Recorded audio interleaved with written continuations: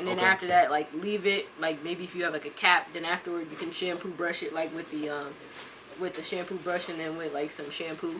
Clean it all up, clean everything off. And then after that, you want to spray some of this, and then you want to put some of this, like, on your hair. Okay. And this, like I said, this is thick liquid. So, yeah, it's a pretty intense treatment. But then, like, daily you use this. So all of the, like, how do you use it is on the back of all of the bottles. Okay, perfect. All of them tell you how to use it. Perfect. Hey, I appreciate that. How much I owe you? Because I for sure want to pay you. Because it's an honor. I love to show love. No, I love to show love, man. Nah, you showed me a lot of love, man. All right. I appreciate you. All right, I appreciate that for sure. You came down here, and that was dope. So I appreciate that. This is my gift. This is my thank you, I should say. Okay, do we have a bag? Yeah, I can get you a whole box. All right, let's get it. So you can have a nice branding. Got a nice branding going on. Well, I'm going on a plane, so I don't know if they're going to let me take the box. Oh, you? Okay. Back to the Black Millionaires podcast. I'm your host, James Hill. Today we have a very, very special guest. I'm excited about her sharing her story. Ania the Lock God. She has a product-based business geared specifically to individuals with locks, but she's branching out and diversifying that as well. So we're going to talk about that. Ania the Lock God, thank you for allowing us to come up in your space. We're right over here by your warehouse where you and your team was building out everything. I just want to ask you, because I know you're young, right? You're 21, right? So how does this feel? Does it even feel real to be running a 7-figure business at the age of 21? Does it feel real? Like, no. No. And it's like, I think for me the biggest thing, like for me sometimes, is just that, like, where we've gotten, like, sometimes I walk in the warehouse, I'm like, damn, it's so packed in here, like, or there's so many people, like, now, like, like, I think, like, we're almost getting close to being, like, a medium business, almost, because I think we have to, like, 50 employees or so. Yeah, once you get up to about 50 employees, you break from the small business to the, like, medium, like, we're, like, now I have, like, 10 warehouse associates, there's, like, customer service people, so, like, social media people, I have stylists in the salon. So a lot of people don't know about our salon, but we have a salon. So it's like all of these different, it's like getting up there in those numbers. Once we really continue to expand the salon, it'll be like right up there.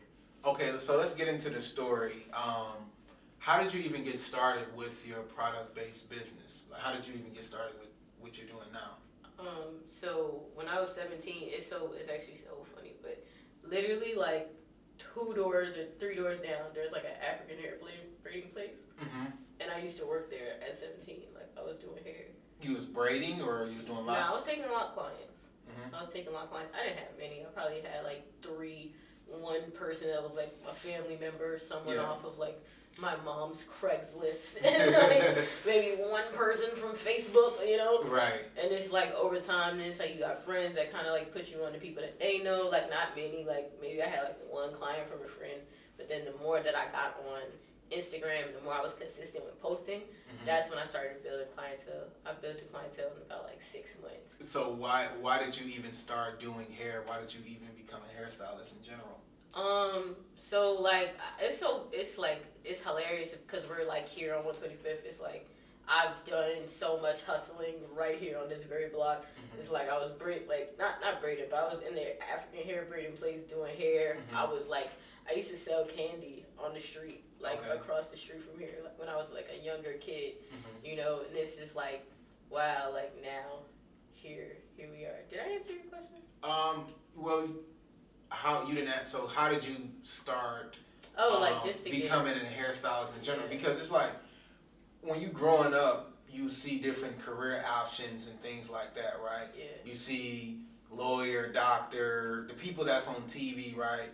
And everybody needs their hair done. Everybody needs their hair cut. But it's rare you hear a child grow up and say, I want to be a hairstylist. But you always see people doing hair when they're young. Were you doing hair when you were young?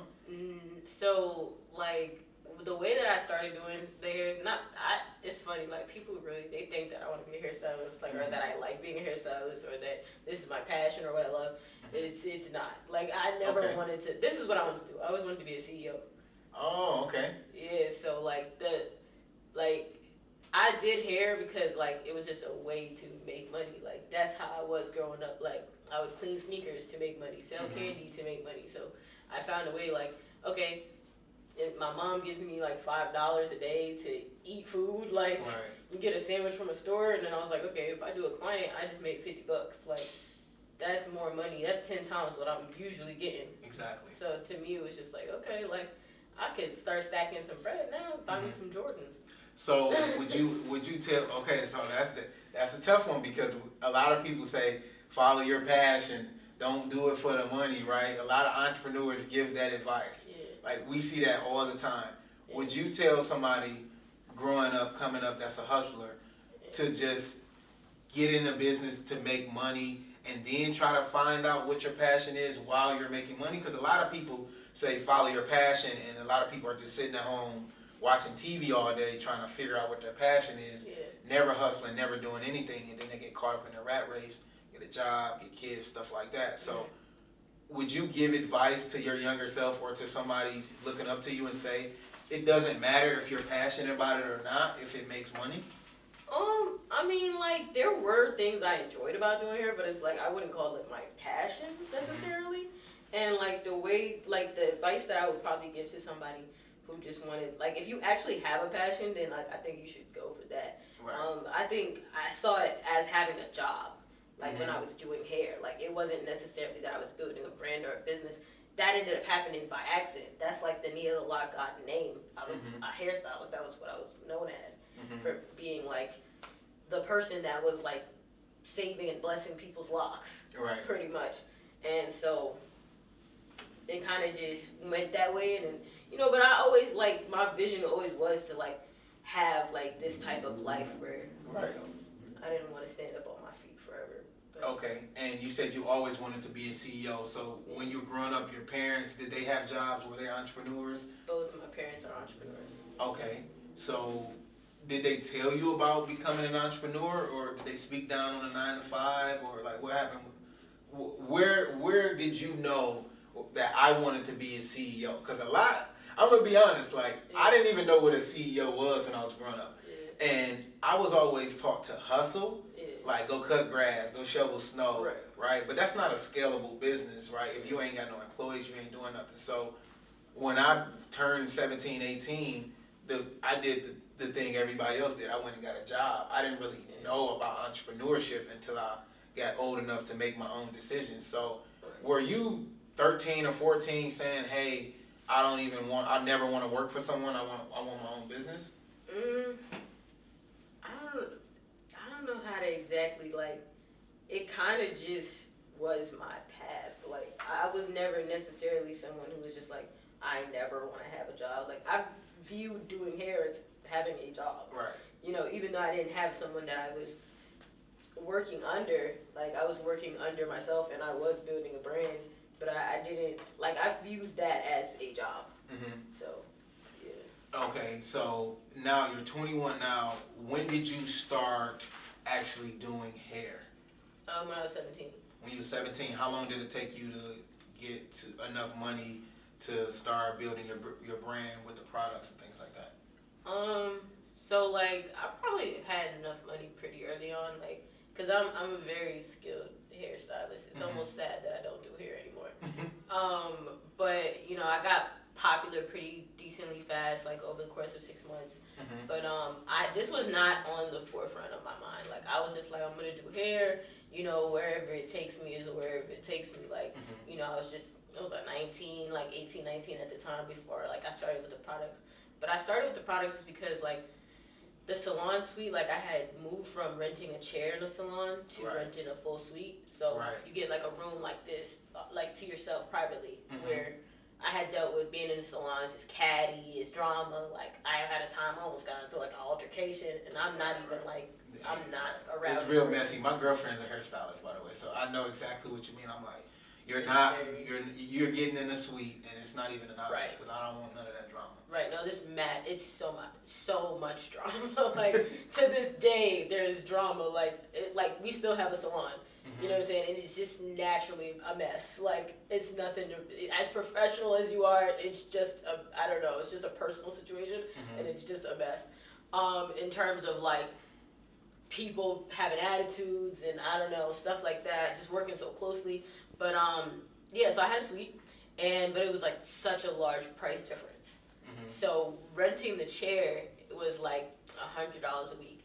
Renting the suite was like $500 a week. Wow, so that's $2,000 a month. Right, for a room that looks like this.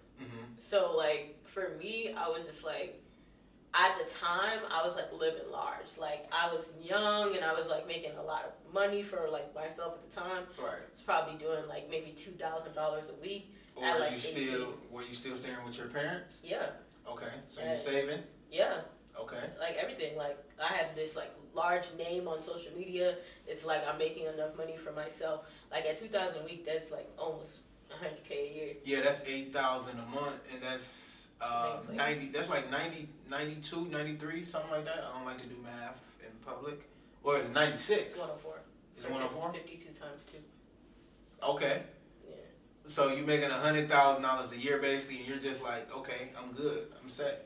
No, I was feeling like I was living large, like I'm going shopping. Like that was at a time when I cared for like designer stuff, like just being young, still going to college and stuff like that. I wanted to floss with my friends and whatever.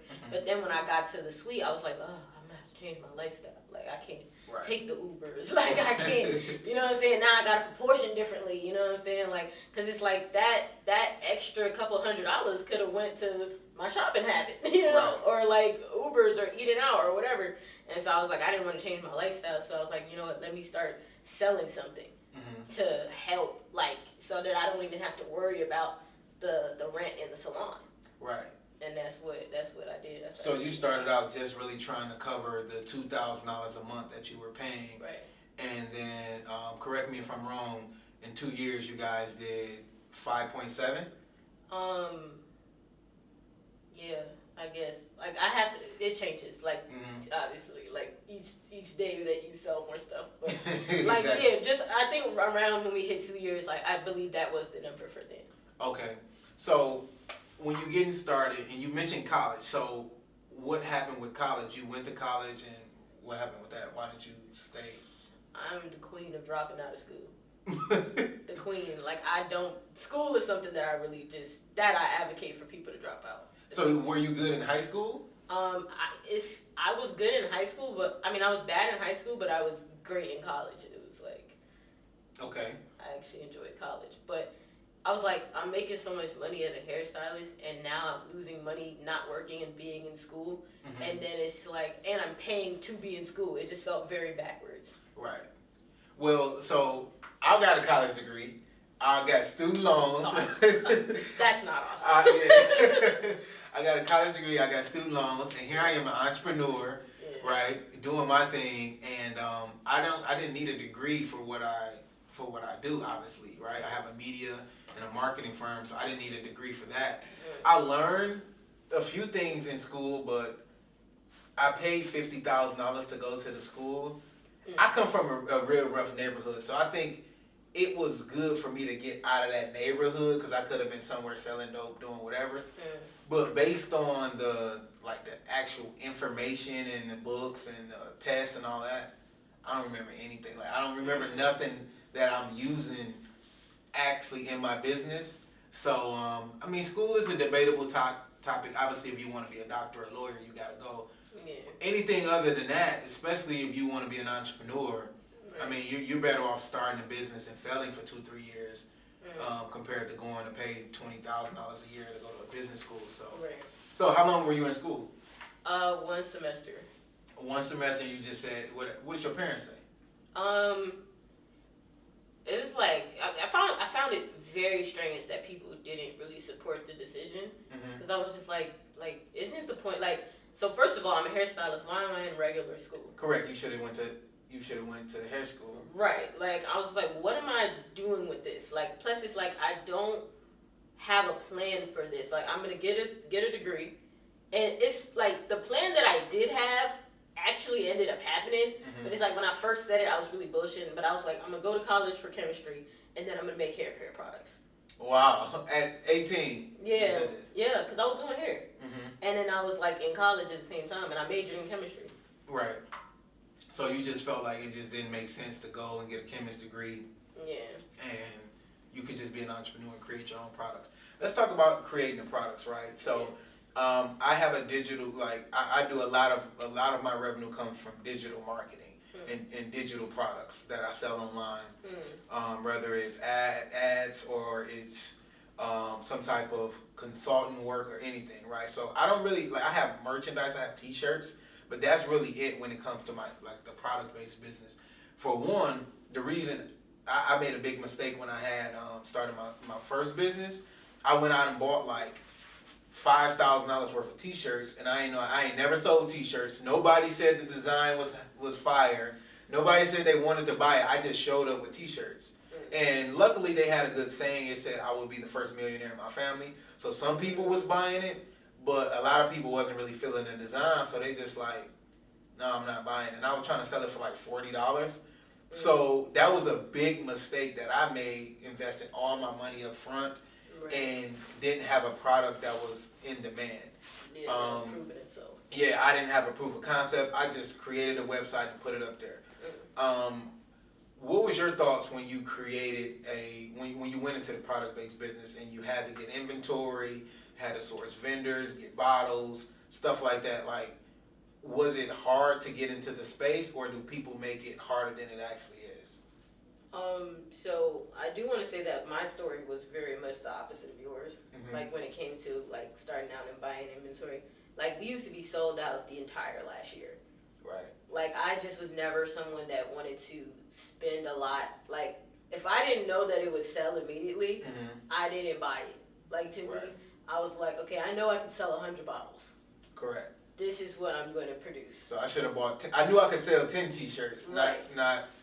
I think I had like 5. No, I had 1,000 t-shirts because it was $5 a piece. Never. I would never. Like, even now, I'm still like, people will be like even with like the gel, like, it's a new product that we came out with, and like we got like 15K units, which is like, you know, to me that's like so much, you know.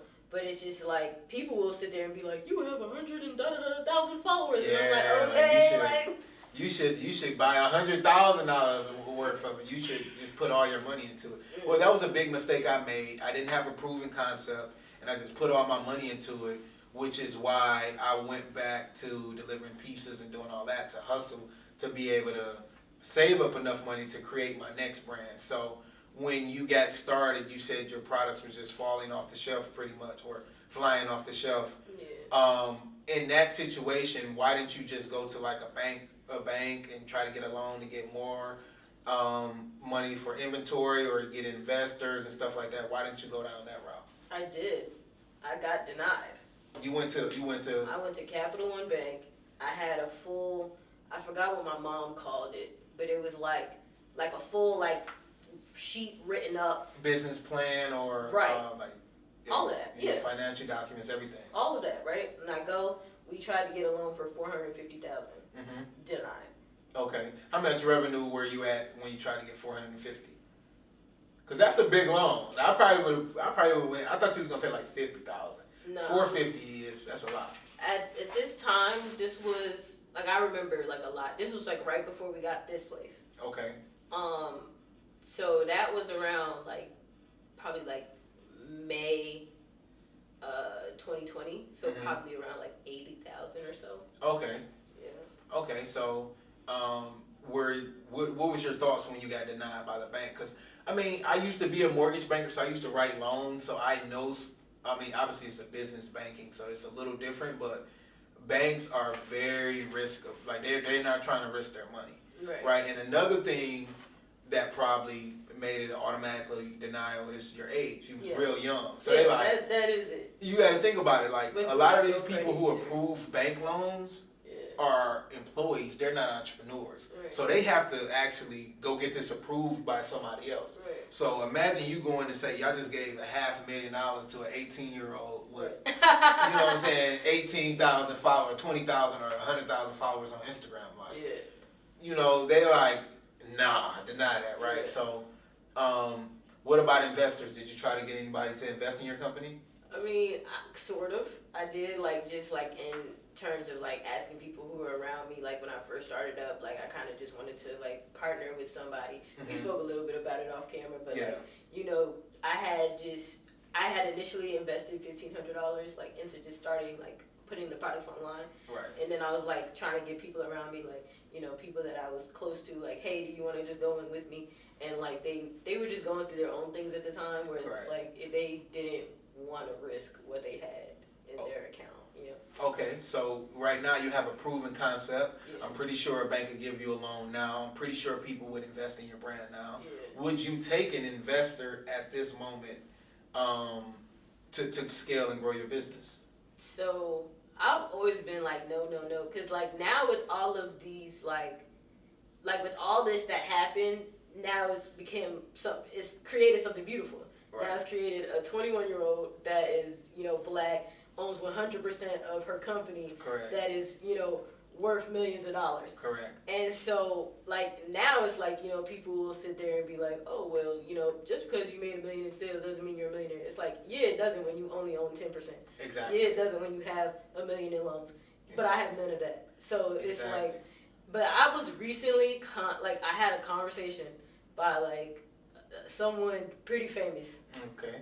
For an investment and partnership. Mm-hmm. And I was like, I don't know. Like, I was just like, do you say no to this? Like, at the same time, I'm like, this is my beliefs and this is something I've always stood on. Like, it's like, damn, like, this would be big for our company. This could take us, like, really far. I'm just like, I'm still, like, we're still in conversation, so I'm going to see if we could do something where it's, like, not percentage. Yeah. Maybe we could do some type of upfront payment.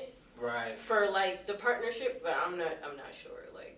Okay, would you ever consider going on, like, because I think your product would do really, really well on, like, Shark Tank or something like that. Would you ever consider doing that? Nah, just because I have my own capital. Okay.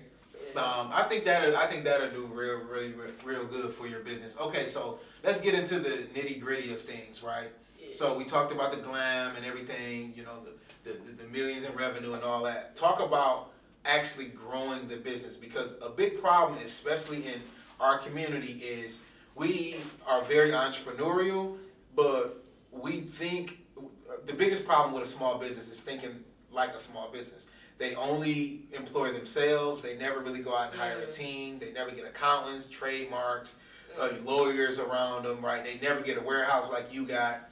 So when did you start expanding your team and expanding your product lines? Because right now you guys have, if I'm not mistaken, correct me if I'm wrong, you have 4 products or 5? Oh, after Black Friday now we have a lot. Okay. Because we just dropped like 6 products on Black Friday alone. Okay, so when did you hire your first employee? Immediately, like for my first restock, like 2 weeks later. So your first restock was how much? How many items, or like how much? How much capital did you put up for your first restock? Well, for the initial launch, that was the 1,500. Okay. And then for that's a good question. I actually have those papers in my house, like all of the like. I'm a numbers person too. Okay. So I have all of those, but like I know that the first one we did 1,600 in sales, the first launch, and then the restock did like 5,600. Okay. Or something like that. So. All right, so that restock, you went out and got your first employee. Now, how did you find an employee? Did you go on like Indeed? Did you talk to your friends, family? Family. She worked downstairs still too. Okay. Yeah. How many family members work for you right now? 1. I think there's so many people now. I mean, like my mom helps out, but like I wouldn't. She's not on payroll. Okay. So like on payroll, it's like 1. Now, are you the youngest person in your company? Because you're 21 right now, right? I think my assistant is younger than me by like a few months. Okay. How does that work? How is that? How's your leadership style, being the youngest person in the room? Nah, that's been tough. There's been a lot of things, like people like will say like, why you gotta say that you're 21? Why you gotta say that you're black? It's like, it does hinder you. Yes. Like it definitely, especially the being 21. Like when I was first getting this place, I think I was 20 when I first got this place downstairs. And it was like when you come in trying to get a warehouse and you're like, you know, trying to get like, or anything, like any kind of like commercial property. Yes. It's like people are wondering whose child is this. Right. You know, like nobody, and it's like a lot of times, like the people who like own these places, a lot of times it is like, you know, a white guy.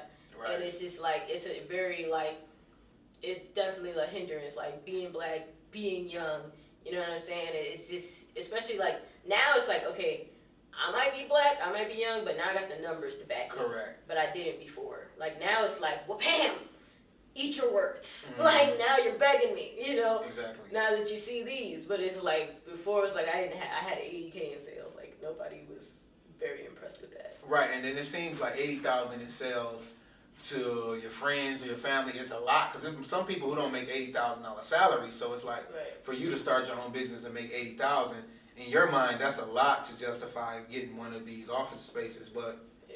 to a landlord, especially, man, I know this as well with social media, a lot of them are older and they don't get it. They don't understand the value of having 100,000 social media followers. They're like, okay, do you have $100,000 in the bank? And it's like, well, I can make money off social media if you give me this space, if I can expand. Right. Okay, so you got your first employee. So how many employees you got right now?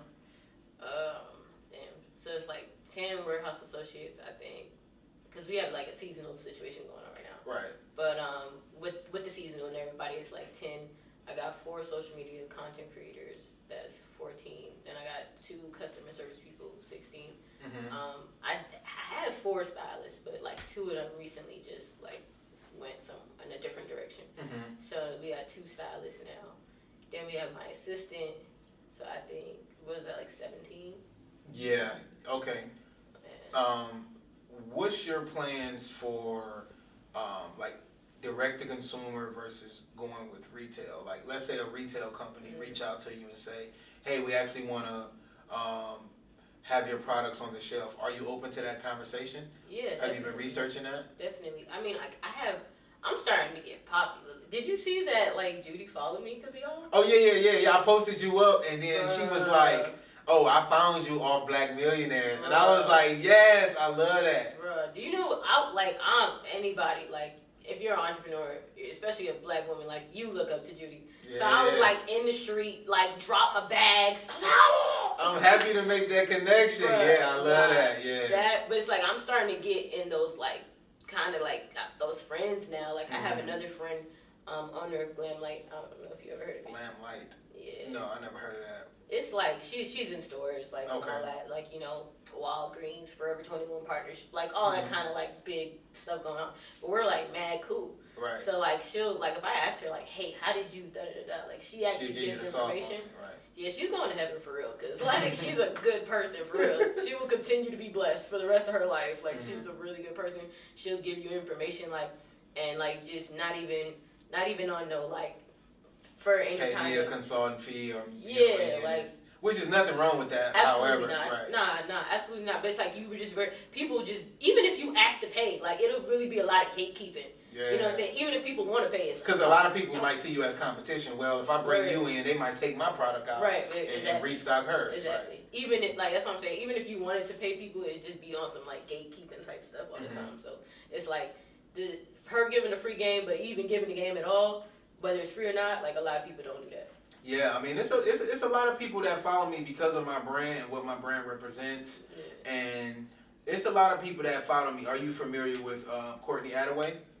You know who that is? Yeah, yeah, she follows me. It's a lot of people who Snoop Dogg follow me. I don't know. You need to get your product in Snoop Dogg hands. I do. He follows me. Yeah. Hey, Snoop. And you know what's crazy? Like, I DM'd him and he'd DM me back. I'm like, you know what I'm saying? Because when he followed me, I screenshotted it. And I wasn't following him back. I'm like, shout out to Snoop Dogg. Everybody comment like, you better follow him back. What's going on? And I followed him back. But that's pretty dope. I mean, a lot of people are going to be inspired by your story. And I'm glad you're doing things like this because you could be a gatekeeper and keep this information, but you're giving it out. Who inspired you, when you were trying to get started? Because I know me, when I'm trying to do something, I always go YouTube, Instagram, and just try to find who's doing this and how can I do it better or how can I learn from what they're doing. So was there anybody that inspired you on your journey to creating your business? Yeah. So like I was just saying, like we was just talking about like Judy, Super, like all of them, like seeing them, that's when I really knew like, okay, like wow, like that was like around the time where I was like, okay, just hitting kind of like 60K, 80K in sales, like my goal. And then as corny as well, I actually have like a meme, I gotta send it to you, that I made way back. Okay. You're gonna laugh. But it was like when around that time I was seeing it and I was like, wow, like I'm doing like something similar, like in terms of being an entrepreneur selling a product. And that's like when I realized, I said, oh shit, like one day I'm gonna be making millions too. Correct. I didn't know when. I thought I'd be 35. You know what I'm saying? But to me, it's still like shit. Like that's still a good life. Yeah. At 35 to be, you know what I'm saying? Like that's an amazing life at 45. Do you know what I mean? Like it's so I'm just like wow, that I'm sitting in my crib. I'm like, wow, one day like that's gonna be me. Mm-hmm. This is the path that I'm on, and it's like it just happened to go a little faster than I thought. And I seen you did D Rose hair. So how did that come about?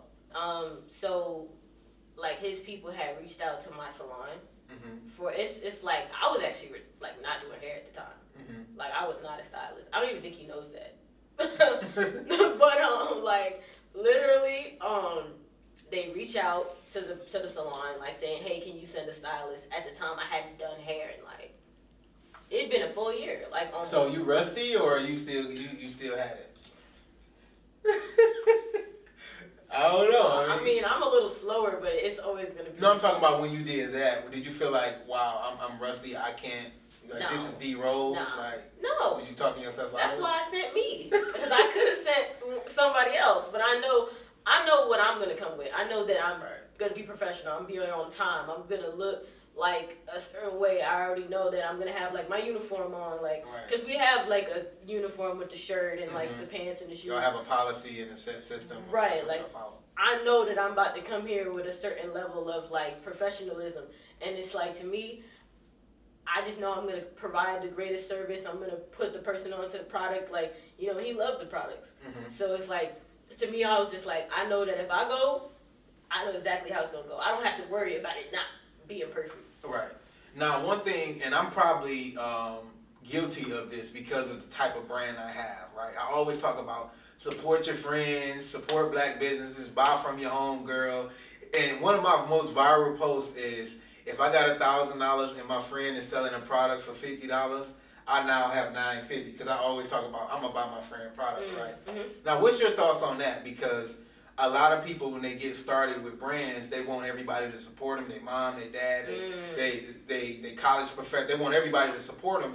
And if they don't support them, it comes off across as, she hating on me. She don't really want to see me win. She go support those other. She support Gucci, Louis, and Prada. People always throw that out. Right. She go support these other businesses, but she don't want to buy my T-shirt or whatever. Right. So what's your thoughts on that? I have a lot of thoughts on that actually. So for me myself, like I'm similar to you, where it's like this even like all of my suits are like black owned, made by like a black woman. She hand makes my clothes, and I probably spent $30K on her alone.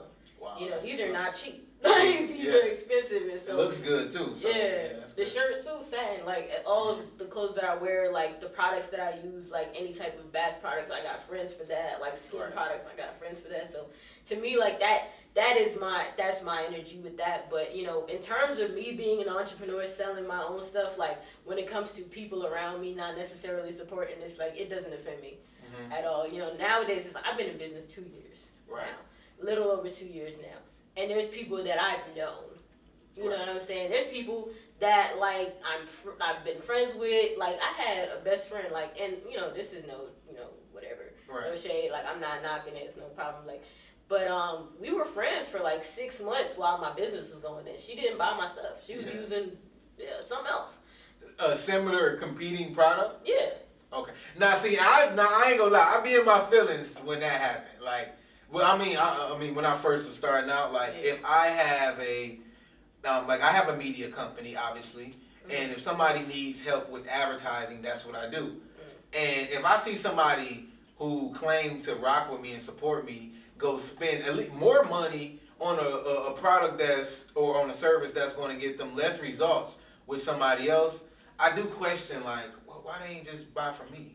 And then one day I asked one of my friends, I'm like, bro, why, you could have just bought that from me. Yeah, I went on your website and it said this and that, and I was going to hit you up and I called you, but you ain't answer. So I'm like, well, you can't call the CEO of every company. Mm. Like, you can't just call me just because I'm accessible to you. Mm-hmm. You was gonna call me and talk about a product. Why you ain't talk to nobody on my team? Right. So I be in my feelings about that. So you feel like it doesn't matter, just.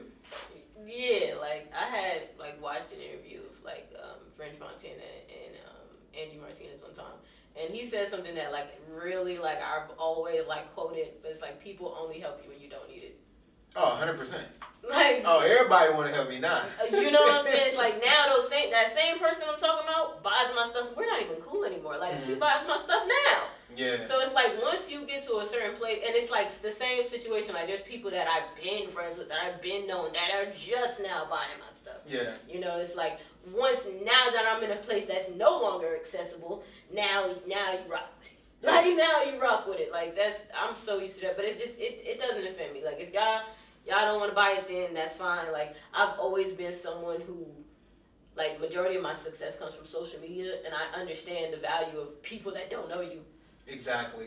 I think another thing what it is a lot of times when you're 17 or you're 16 and somebody else sees you as just Nia, right? They don't see you as this social media influencer, entrepreneur, right. Self-made man. They don't see you as none of that. They just see you as Nia, the person who used to, probably catch the bus with me to go to school, or the person who used to be on the train with me and all that. Yeah.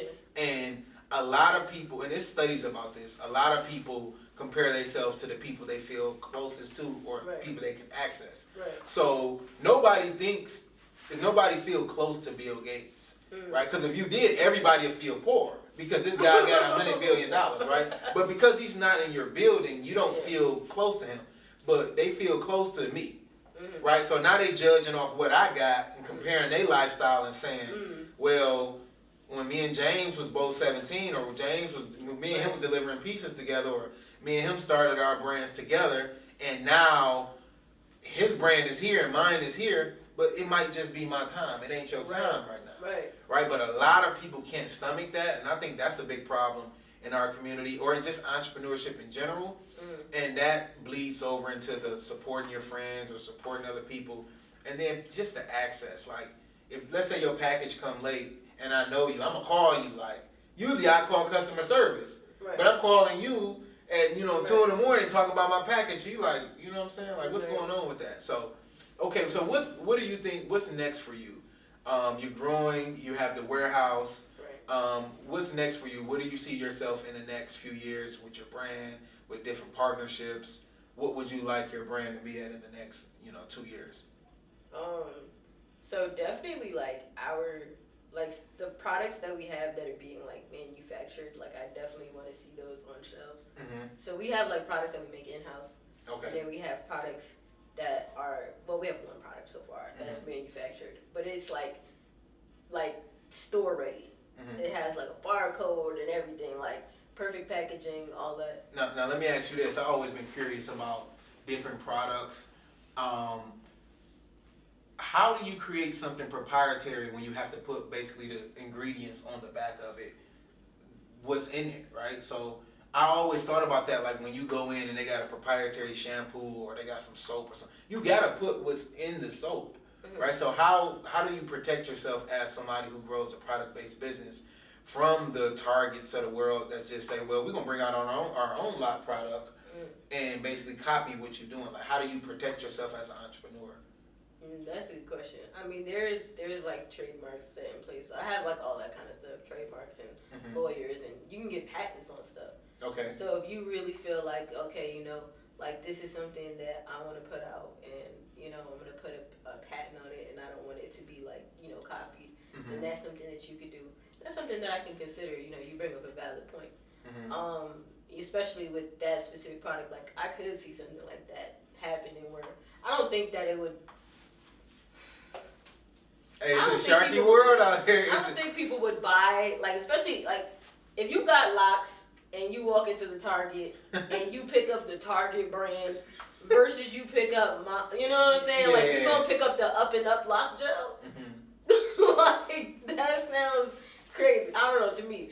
Versus, picking up. If it was me, I'm not picking up Yeah. Not The reason I say that is because it's a lot of products out there that are marketed to our community that have our community on the product, but it's not owned by us. Right. And a lot of times you don't know. You're thinking you're supporting this brand, you're supporting a black-owned business, or this is made specifically for my type of hair and all of this. Yeah. And then you're using it, it don't work, and I'll be confused. Yeah. Like, how did that even end up on the shelf? But it's produced by somebody who don't look like us, so they don't understand our hair texture, or they don't even care, because if they did, they'd come consult with somebody like yourself and partner with you. But a lot of times they just try to knock you off and put their own product up there because they got the shelf space, which is the hardest part about it.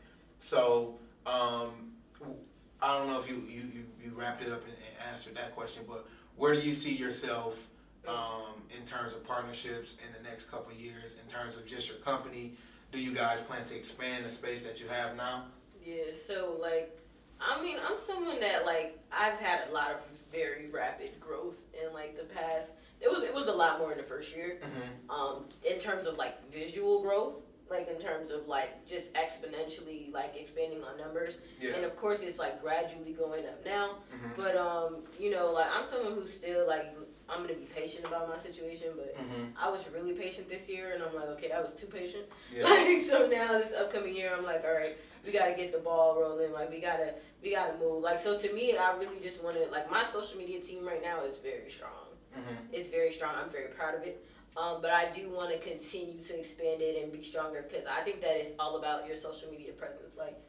You gotta. I watched one of your videos. You got a very unique strategy on social media I want you to talk about in terms of how you produce your content, how you do your drops, and how many posts you put up. So could you talk about that? Oh yeah. So my controversial spam marketing. Yeah, it's very controversial because a lot of people say don't do it, but I get what you. It works. Mm-hmm. I'm telling you right now, any business, if you're selling your product right now, mm-hmm. and whatever your sales are, whatever you got going on, double your post mm-hmm. that you're posting, or just start putting up a really large number of posts, mm-hmm. and I promise you will make more money. Yeah. I can promise that. Literally, that's how I got my clientele when I was telling you about being a hairstylist. Right. Before, it was times when I had the 3 clients, and that went on for a while, mm-hmm. 3-4 months. So how in the last 2 months did we go from 3 people to having a steady book of clients? Yeah. Every day I got somebody, every day, because I was always online. I'll post the same stuff. Someone didn't see it. How many times do you usually post a day? So right now, because we're out of stock, it's only 6. Okay. But that's more than people who in stock post. Yeah. If we're in stock, it's 12. Okay. Every 2 hours. And here's one thing I do. I don't know if you do it, but you can steal it from me because I got it from somebody else. I post in the middle of the night. So, yeah. I don't know if I'm supposed to look in that direction, but something we I post in the middle of the night, and it's I just give a call to action hey, I be very salesy too. I be go buy this right now. You only got 8 hours, and I wake up, and that product will make me $500 or $600, which seems that's not a lot of money. But when you're running a business, that could be the difference. While you sleeping, that's a lot. And I primarily do digital, so I ain't doing no work. So when I wake up, I just got $500-$600 in revenue, and it's okay. And I can look at my revenue goal. Let's say my revenue goal is $3,000 a day or whatever, and I say, I'm already at 500 right now, so now I just got to get up and go, close a few more deals. But I do that, and I use Facebook Business Suite. They got their own app, and you literally can post from Instagram on your story. You can tag the link, and you can post and schedule it. So I'll schedule at 12 o'clock. Then sometimes I do 3 o'clock, because you got to think about it. If it's 3 o'clock in Atlanta, where my company is at, mm-hmm. it's 12 o'clock or 1 o'clock on the West Coast, mm-hmm. right? Or Mountain Time and stuff like that. So mm-hmm. people are still up, they leaving the club, and they making a whole bunch of bad decisions. Absolutely. So make this good decision and buy my product, right? I do that a lot. Nah, absolutely. And then it's we have international customers. Mm-hmm. So it's in the UK somewhere, it's a certain time. Maybe it's even daylight. Mm-hmm. I went on a trip to Hawaii. and it was a 6-hour time difference. Correct. And like I was out in Hawaii, I got noticed 3 times. Wow. On the street.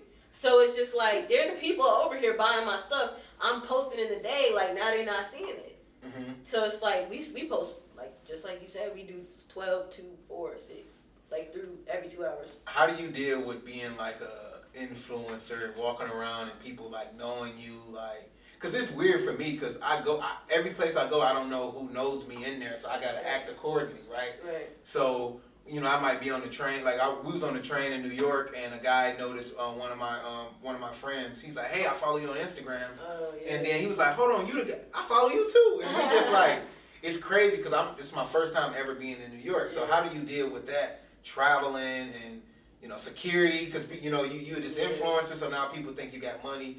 You make $1 million, they think you walking around with $1 million. So like, how do you handle that? I mean, like, I don't know, like people don't. I'm not normally out walking in the street. Like I'm always in a car. Like I'm not, especially like here in Harlem where I'm probably very known. Mm-hmm. It's like I'm rarely just walking out on the sidewalk. Like that's not something that I usually do.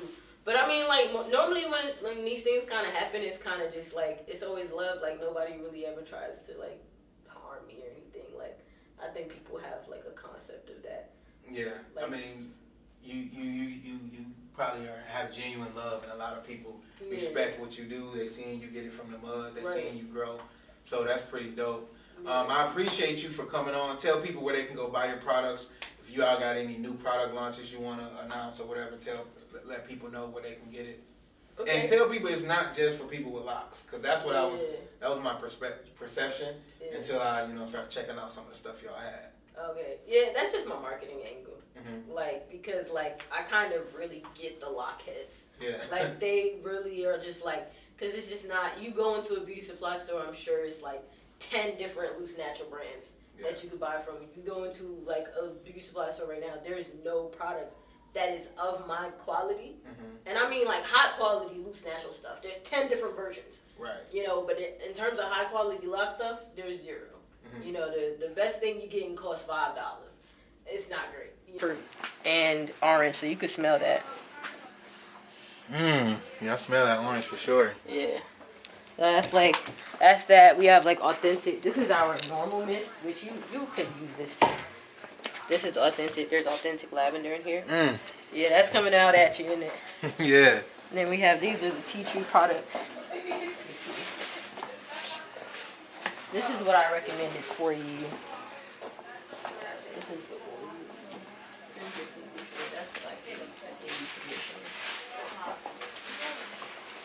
I'm not in here all the time, so I don't really know where everything is. I'm rarely here. I don't know. But I think this is tea treatment. Yeah, go ahead and smell that. That's authentic stuff. That's real stuff. Shit. Yeah. That's what's gonna help you. That's what I recommended for you. I think these are But yes, so you can purchase our products if you are a loose natural. We actually do have loose natural products. It's not a complete line yet, but we do have certain products, detangler, and then other products that we're gonna add to the line. But you can shop with us at shopnearthelockguy.com, and you can follow us at Near the Lock Guy Products on Instagram or Near the Lock Guy. That's me personally. Near the Lock Guy on Twitter. Near the Lock Guy on TikTok. Near the Lock Guy on YouTube. I found the best. Oh, you got? Okay, great. Look, I got it for you. So our original line smells really good. So that's like the orange and all that sweet smell and stuff. If this is gonna help you with your situation, you need that medicated. Yeah, I need that help. Great. Okay. Right here. Let's get it. Awesome. So let's. Some stuff. That's dope. Yeah, we got the hydration mist. Yeah. We got the tea tree, and I don't even know how to pronounce that word. Eucalyptus.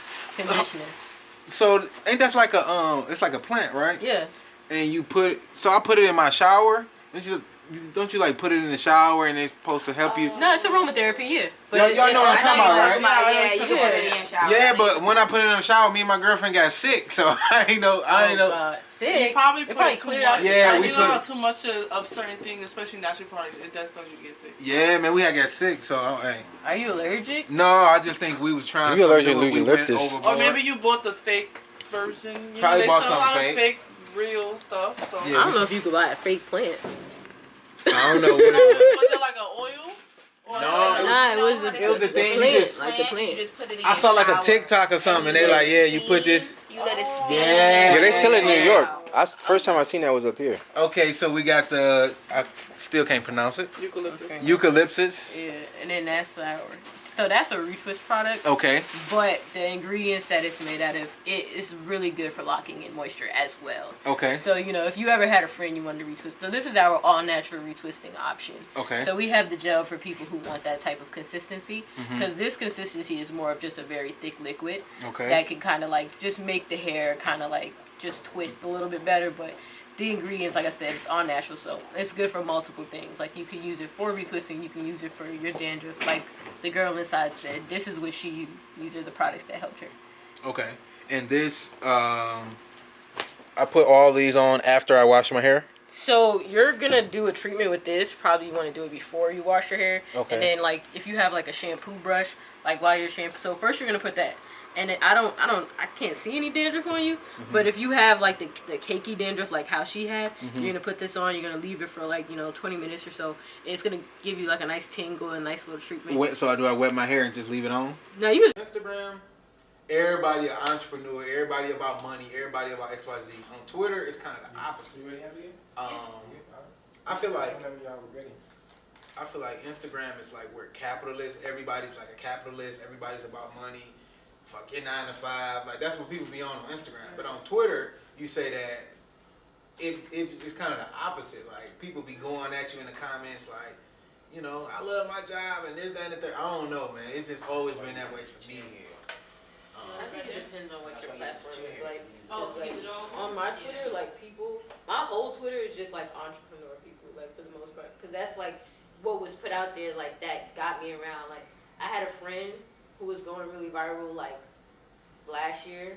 You probably know like the person, but like literally like we got cool. She started sharing my stuff, and then I just started going mad viral.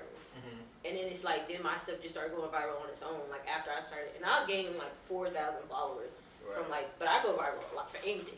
It's like I post my house viral, like warehouse. I done viral. seen a lot of your Like, viral posts. like 21 or 20-year-old Yeah. so and so did this. I done Yeah. seen that a Why lot. you using that? You need this ranch? No, go ahead, bro. You can go ahead. I don't know. They like me.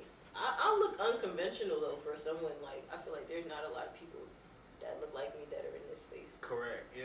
I mean, and that's why the story is like, it's a story that needs to be told because it's like you young, you just out here just being yourself. Like it ain't, because a lot of people be on social media like trying to be what you are, like trying to be an entrepreneur, and you just seem like, look, I'm an entrepreneur, and you like transparent in your stuff. You don't try to make it seem like I'm an expert at everything and all. You just look, I'm just trying stuff. It's working. I got a few things that work. By the way, but- this is great content. I just want us to start the video. This is great. Yeah, I we like you guys' chemistry. I don't know if you want to say, hey, this is James Hill, do an introduction. Yeah, I'm gonna do an introduction. I didn't know if you was just gonna grab some food or you wanted us to go. Yeah, cameras, we've been rolling. This is great behind the scenes. Like, we've Okay. been rolling. Yeah. You want me to flip it so you see how you look, or? Yeah, flip it, see how it look. Let me see.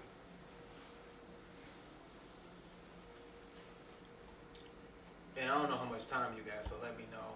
No, I'm like, you good? yeah. Okay. Shit, am I good? I'm the one need to catch the flight at Oh, you got a flight today? 8:55. What time is it? 4:30. Oh, I'm Where's smooth. your- Yeah, You good? I'm going to LGA. I'm not here. Don't look over there. I'm not here. When this camera's rolling, I'm not over there. Mhm. I'm Gotcha. still looking over you. Yeah, you said it's 4:30. Yeah, 4:35. Yeah, we probably got like an hour, but like after Okay. that you should like start heading there. Yeah. Like an hour or two before. Yeah, because I'm gonna have to catch an Uber too. Out there, that's probably gonna be about another 45 minutes or whatever. But I I don't know how close LGA is here. LGA from here is maybe like 30 minutes. Okay, that's You might just catch. 45. You might hit traffic, That's so the that only may be thing. an hour. That's the only He thing. trying to get me to go on the train. I'm like, bruh, I don't want to go to the You train. ain't live, you ain't been to New York, you been on the subway. I was gonna say, I've been in New York. I mean, I've been on the train to the once. airport. I was gonna say the train might just be better because of like your timing. Mhm. Like I'm with you. Like I haven't done the train in a long time, but I'm scared of the train. Like I feel like somebody's gonna try to like hurt me. Yeah. And I ain't got my gun, bro, so I can't. You should be fine. Like I don't think somebody's gonna try to like harass you or fill you up. You're okay. Nah, you should be good. Yeah, like I think just for time purposes. Like if you're really trying to get somewhere.